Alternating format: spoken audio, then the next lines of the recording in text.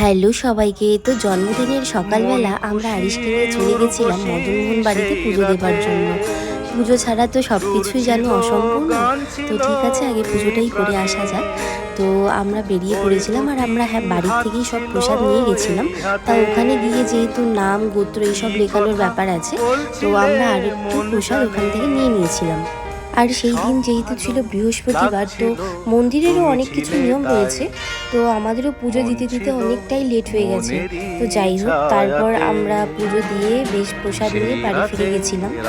আর এদিকে আমার দিদি আরিশের জন্য অনেক কিছু বাড়িতে এসে রান্না করেছিল, যেন তার সব পছন্দ মতো। 5 রকমের ভাজা ছিল, মিষ্টি, পাঁপড়, তারপর চাটনি, পনির, মাছ, ডাল, আর এগুলো 5 রকমের ফল ছিল।